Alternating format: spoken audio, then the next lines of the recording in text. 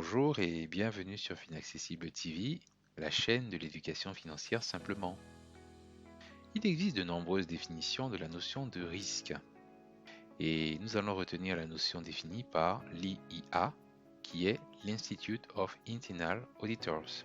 Il s'agit d'une association de professionnels de l'audit, de la gestion des risques et de contrôle interne qui est mondialement reconnue dans tous les secteurs de métier.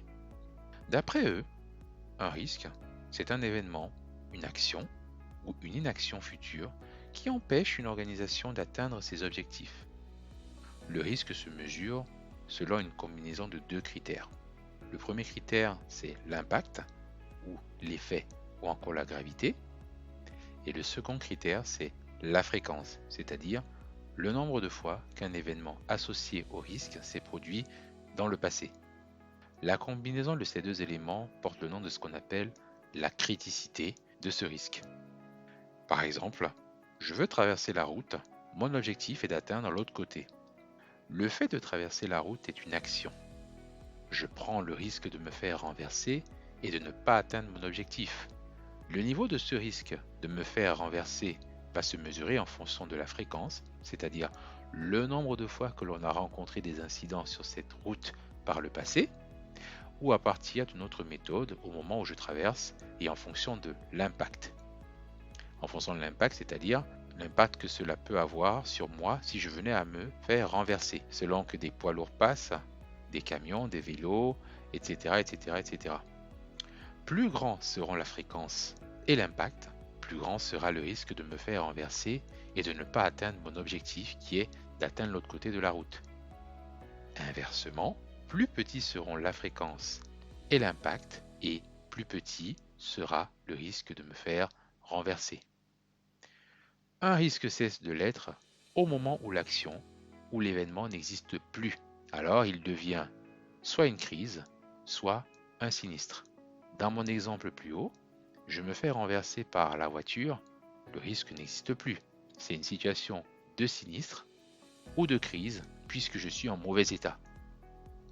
Également, il n'y a pas de risque en l'absence d'objectif. Je n'ai pas d'objectif de traverser la route pour atteindre l'autre côté. Je n'ai aucun risque de me faire renverser par une voiture au moment où je traverse.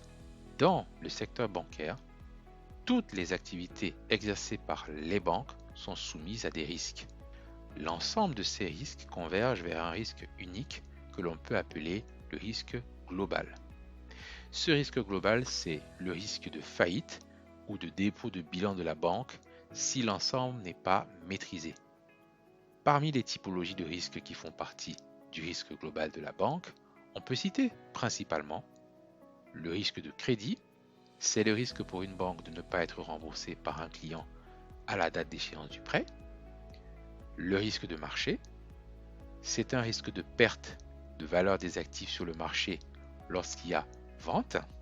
Et enfin, le risque opérationnel, c'est un risque de perte pour la banque en raison d'une défaillance des procédures internes, des systèmes internes, les facteurs humains ou encore diverses causes externes à la banque.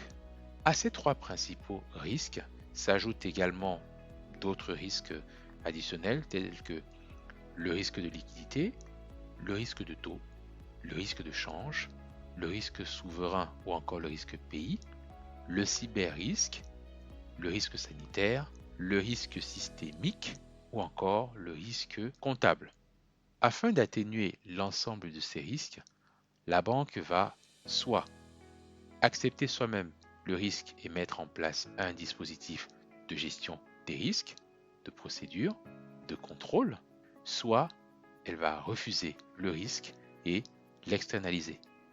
Un petit focus sur le risque comptable. Le risque comptable, c'est le risque d'inexactitude de l'information financière publiée auprès des différentes parties prenantes, ce qui peut avoir un impact sur l'image de la société ou alors de sa valorisation si elle est sur un marché financier.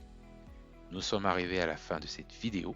N'hésitez pas à commenter en dessous, à liker et à la partager. Je vous remercie d'avoir suivi cet épisode jusqu'au bout et je vous dis à très bientôt pour un prochain épisode.